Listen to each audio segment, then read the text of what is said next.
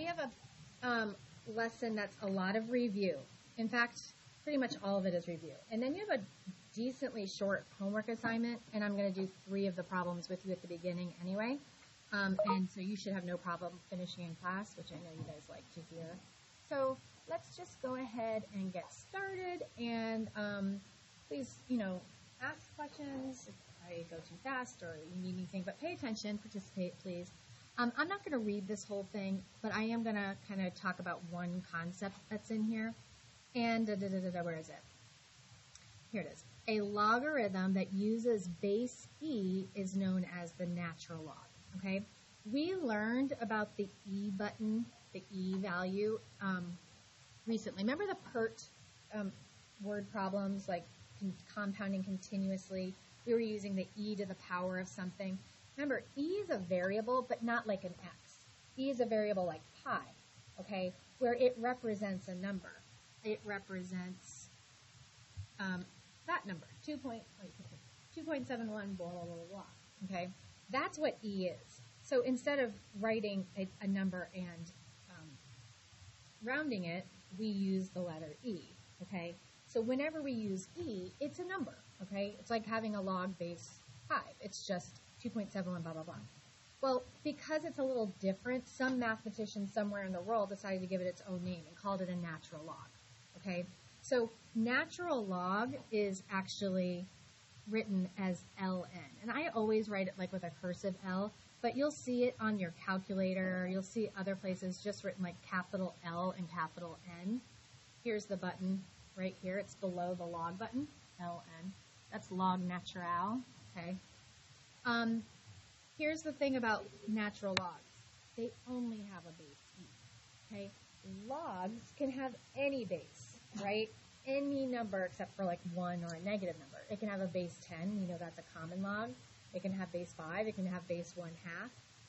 It can even have a base e, okay? But since it's special, someone decided to make things more confusing and give it its own name, okay? So a couple different things. Log base e of x is the same as natural log x. They mean the same thing, okay? We just don't really use base e with logs. But it's really, you get the same thing, okay? It means the same thing. Also, you'll never see it written with its base. Never. It's always just going to be written like that. Because there is no other number. You will never see like natural log base 4, natural log base 7. It's e only. So that's the only button on the calculator you ever need for natural log. Okay? We use this button for common logs, base 10, and then we have our math alpha math button for different bases, right? Okay? So anytime I talk about something to do with log, anything, the vertical asymptotes, the domain, the range, the end behavior, that includes natural logs. He just gets a little special name, okay? But he's a log just like all the rest of them, okay? All right, this should almost be titled Transformations of Log.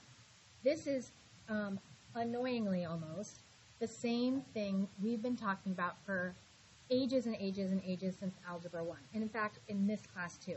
We just talked about all of these transformations that can be done to the exponential function. And I said, in a few weeks, we're going to see this again. And we'll see it again, and we'll see it again, and we'll see it again. All right? So this should be pretty much a review. All right? So when we're talking about logs, the parent function is just log base b of x. Right? We can stretch it or shrink it by putting an a in front of the word log. So I'm going to write that in both of these spots. What makes the difference between a stretch or compression, shrink, is what the a value is, okay? When the absolute value of a, and I will come back to why it's absolute value, is greater than 1, it's a stretch. When the absolute value of a is less than 1, it's a shrink, okay? So an a value of 2, 5, 7, 1.3, those are all stretches. Values of 1/2, 0.3, 2/3. Those are shrinks, okay? And it stretches, it makes your graph taller or more compressed, shorter. Think taller or shorter, okay? We're going to add to this, for some reason she left it off, reflection in y-axis as well. We'll kind of make this into two separate ones. Reflection in the x-axis is when you have a negative right after the equal sign. And you could have an A there, it just depends. But the negative after the equal sign is what makes this, okay? The negative after the equal sign is what makes it a reflection in, about, over. Those are all words you can see there in the x-axis. Flips all your points over the x-axis, okay? This is the tricky one, and that's what makes me mad that she left this off. This is the one that's going to cause us problems, and we'll have an example of it in a second, and I'm going to tell you to like star it and put a note there, study this, because it's probably out of all of these the only possibility of making a mistake. And that is when you have a negative secluded in the parentheses with the x. That's a flip over the y-axis, okay? And we'll come back to, we'll do some examples of these. Translations, that's the first one you ever learned in your whole life. The left, right, up, down stuff. So translations, also known as shifts. You could use either word, shift or translation. Y equals log base b of x minus h plus k. I didn't give myself a lot of room there. But h is your left or right. In the parentheses, it's left or right, horizontal. And don't forget, it's opposite. So minus is right. That's never changed, right? We know this stuff. K moves your graph up or down, and that's not opposite. Same stuff you've got millions of times. And then just like putting them all together in one.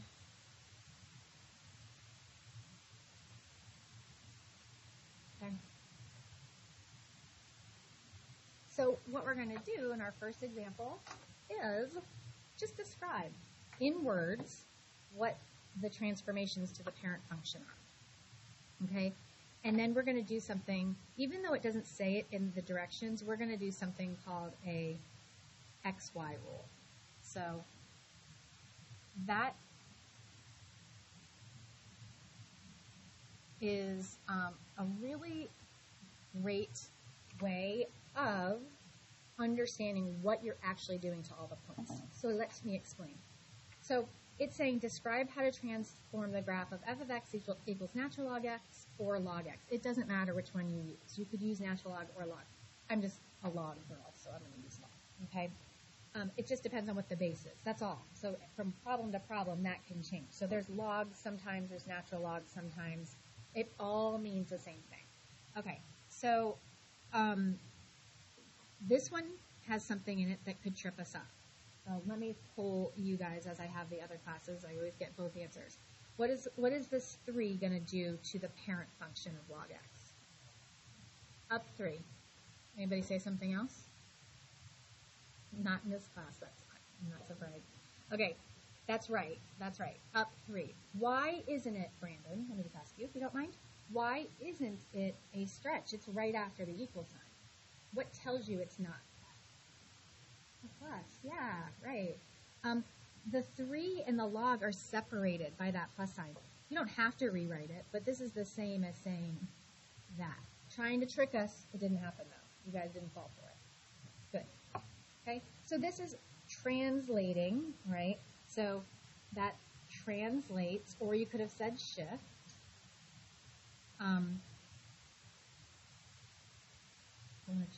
Okay, I guess I'll use g of x.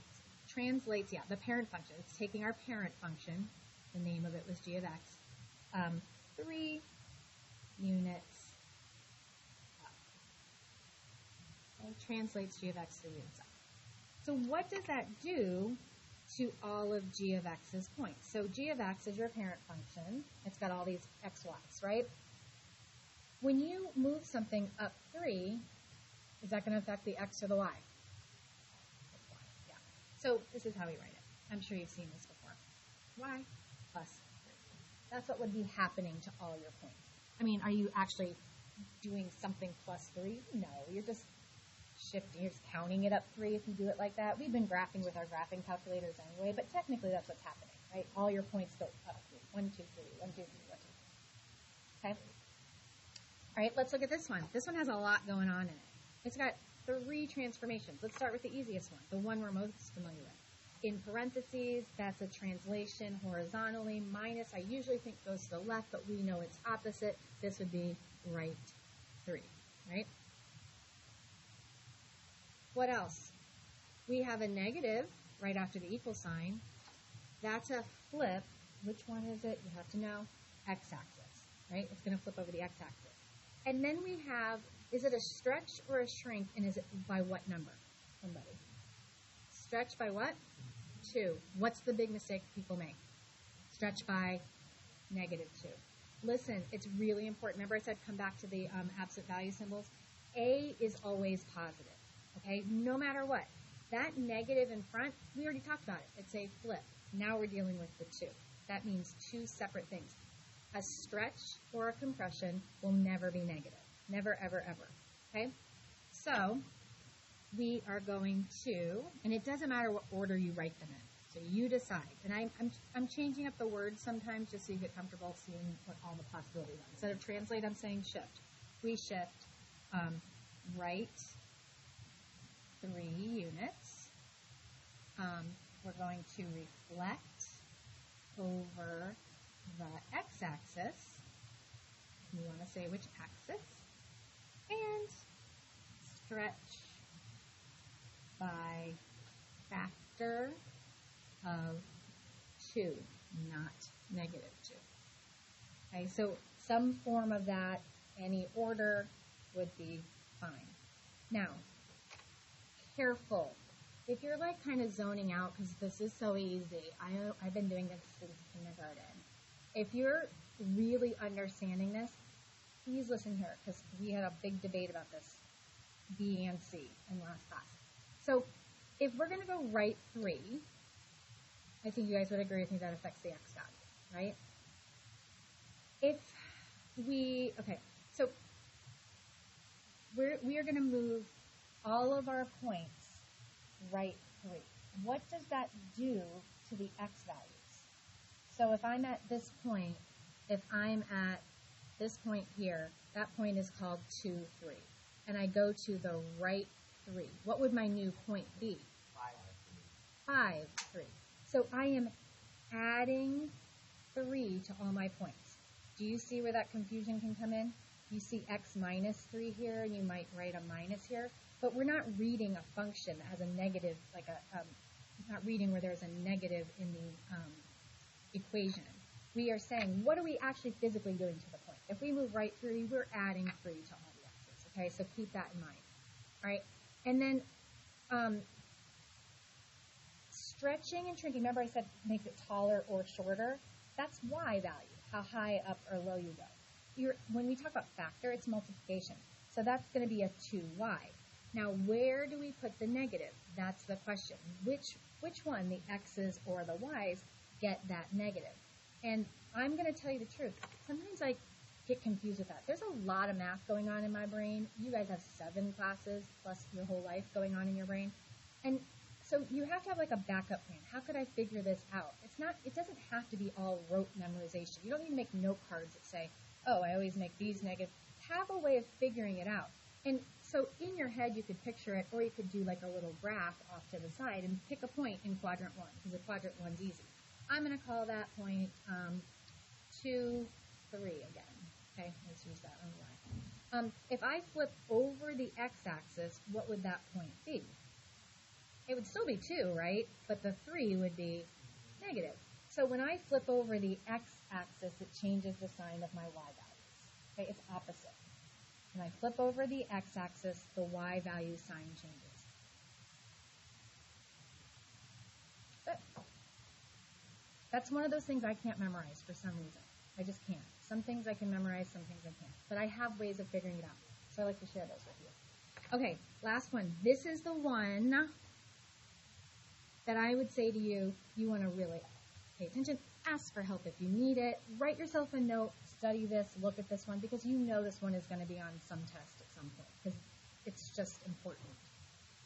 There is just stuff in the parentheses. That's all I see, okay? But it's written kind of funny, and this, again, is not required. But let me write it another way to really explain this. If I rewrite it in that order, right, putting the x first, which makes us most comfortable. X is negative, 2 is positive. Oh, feel like my acting? Oh, that means a reflection over the, what is it? Y-axis, right there, when it's inside the parentheses, okay? I got that. It's a reflection over the y-axis, okay? Now, that plus 2. Are we going to move left 2 or are we going to move right 2? This negative is messing with me. The answer is not left. The answer is right. Here's why.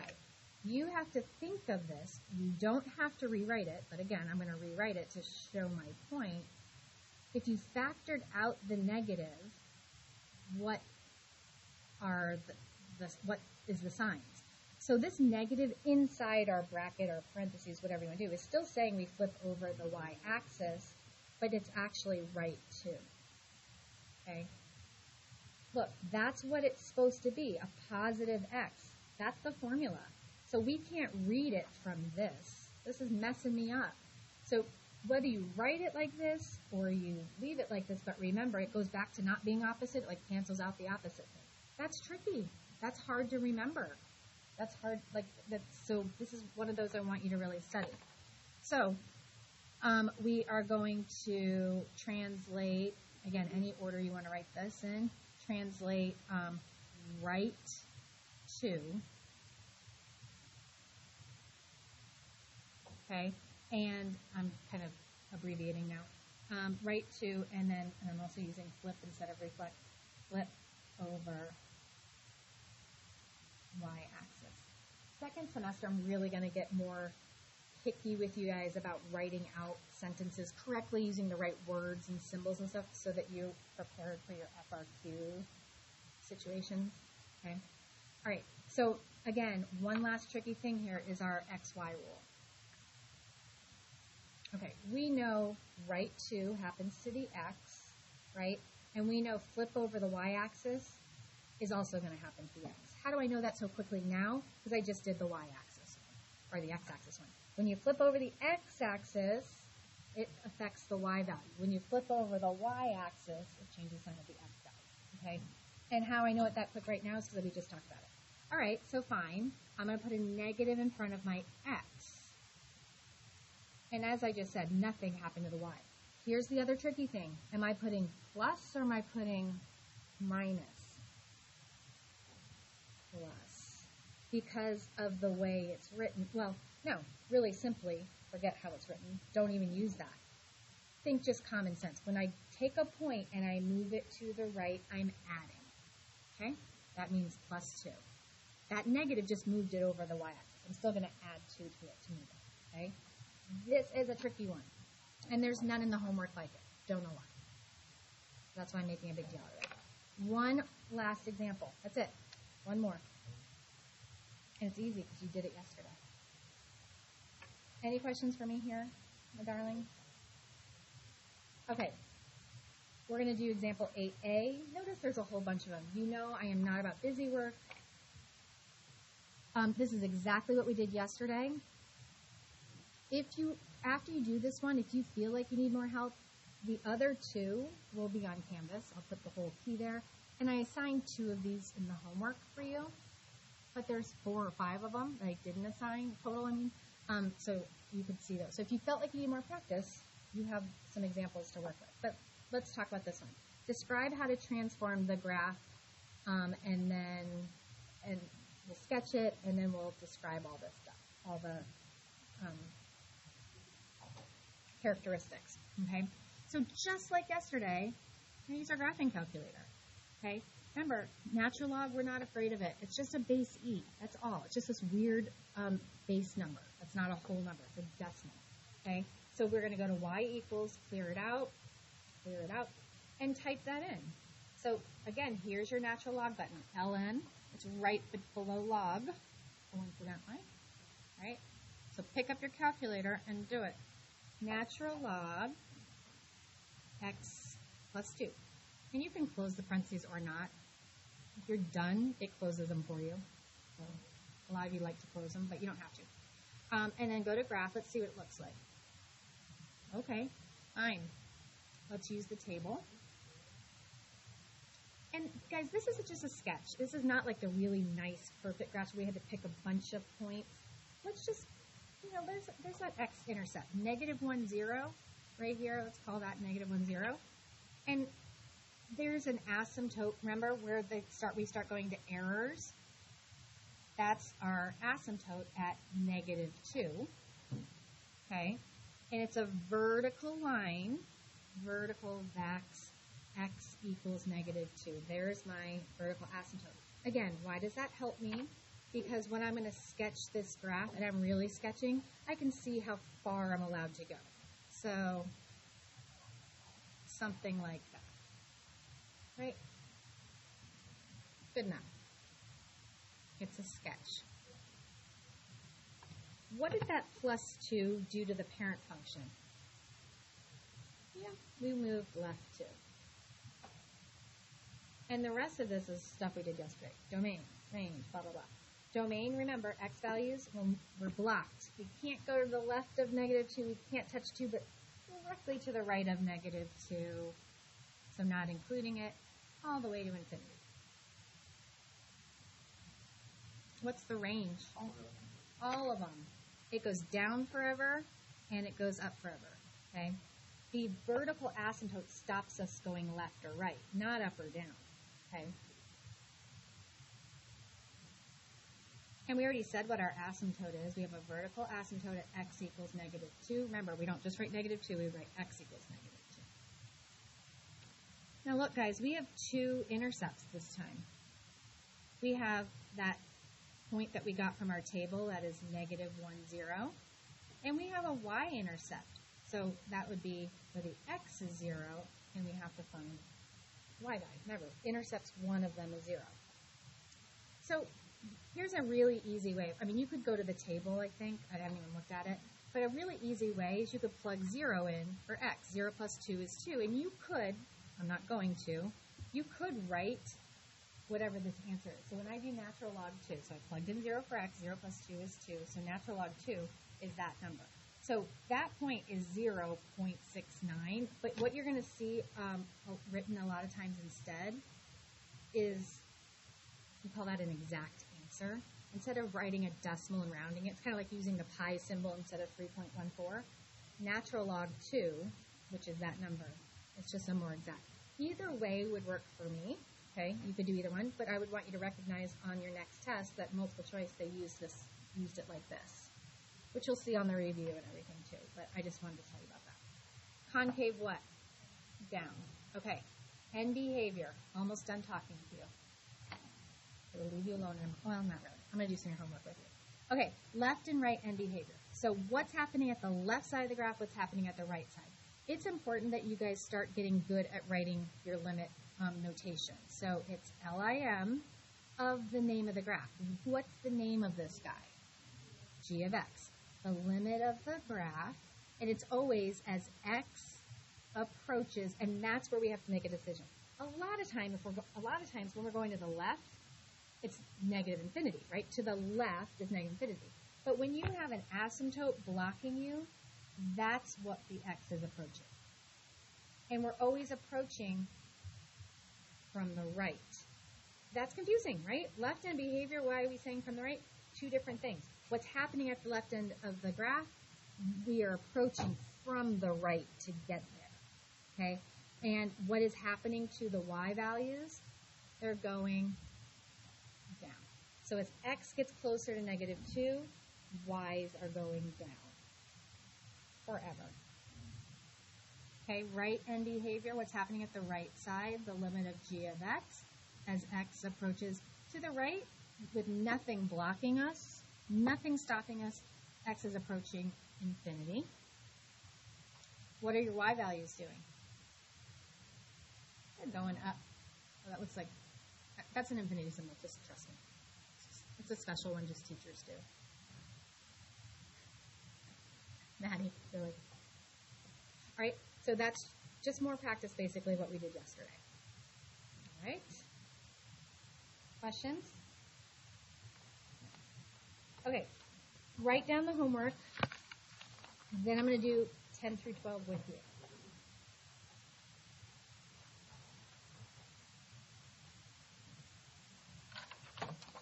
Because 10 through 12, we're going to really go deep into tomorrow. We're going to do some really easy ones, 10 through 12, and tomorrow we're going to take it up 27 notches. And there were none of those in the notes for some reason. So I want to do them with you, teaching you / getting homework done. They're really easy though. All right, if you have the assignment written down, let's go now to 10 through 12. Everybody have it written down? All right, go to 10. What we have here is tables of values. And what we're supposed to do is determine whether the function represented in the table is an exponential or log. And we've done this before. We had choices of linear, quadratic, and exponential. Okay, where we had to decide, remember, first differences, second differences, that stuff. We'll review again before the exam. But exponential is when your y values are multiplied by the same number, okay? We'll talk about what log is after I do number 12, because this one is exponential. So two things have to be looked at, okay? You have to look at both your x's and your y's. We tend to kind of ignore the x's because we talk about, exponential is when the y values multiply by the same thing. But there's an important thing we have to know about the x values, and that is that they are separated at equal intervals. Meaning, like in this case, there's intervals of 1, 2, 3, 4, 5, okay? It could be 2, 4, 6, 8, 10, 12. It could be 3, 6, 9, 12. It could be 5, 10, 15, 20. As long as they are equally spaced, we then look at the y values. If my x values were like 1, 2, 5, 19, 23, we wouldn't even bother looking at the y values. We would say it's none of these, okay? So x values are spaced equally, and let's look at our y values. What's happening in this as we go left to right? Are we multiplying by the same number every time? The answer is yes, okay? From 1 to 0.5, I'm multiplied by 0.5. So if I'm at 0.5 and I multiply 0.5, I should get 0.25, which I do.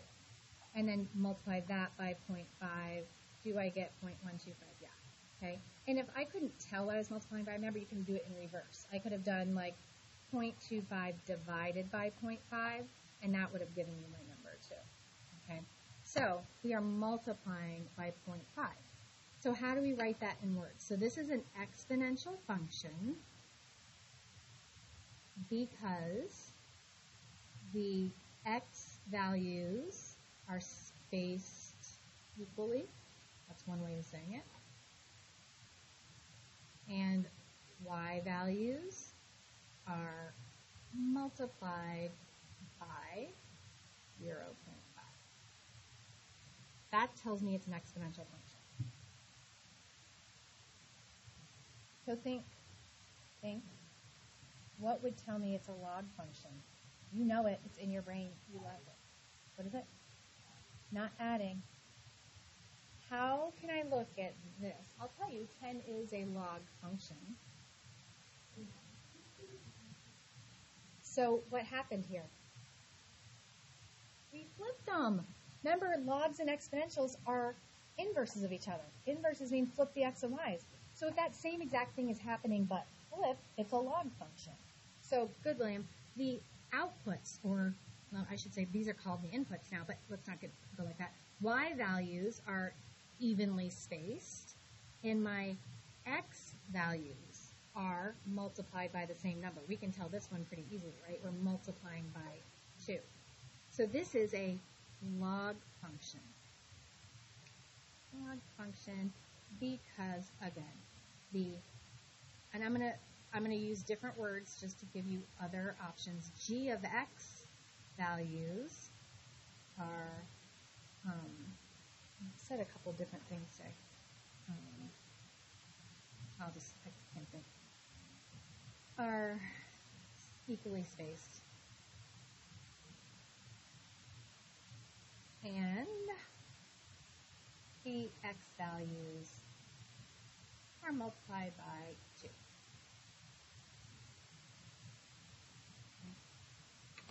Inverse, switch the x and y. Domain and range can switch. Table values switch. Equation, x and y switch. So same thing here.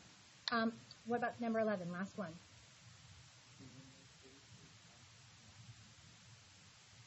Yes, the h of x's are evenly spaced. Good. Look for that first. And then the x values, are they multiplied by the same number? Yeah, we're multiplying by 5 each time. Right? 5. You can get out your calculator and test it. Is this log or exponential? Oh, yeah.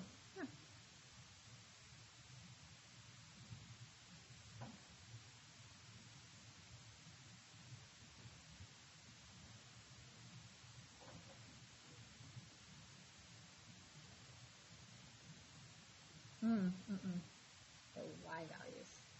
Sorry. The y values are equally spaced, and the x values, I'm getting lazy now, are multiplied by 5. Okay? We're going to go way deeper into this concept tomorrow, but you got a little taste of it, a little quick lesson on it, and now you can go back and finish.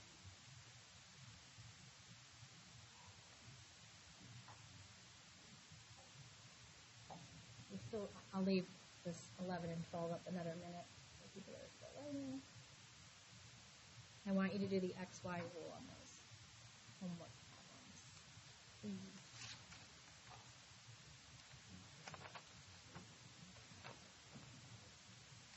Yes, sir.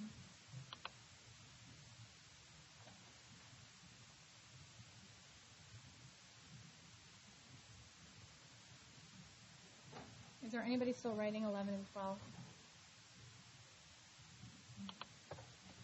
If you are, I'll bring it to you. Just let me know.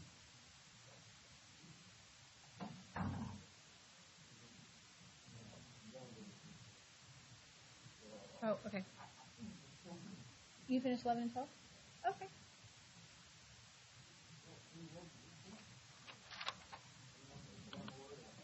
Calling you out, Dylan.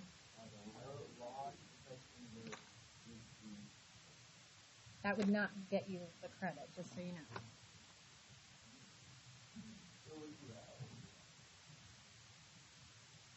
Pretty much if I write it a certain way, you should write it a certain way.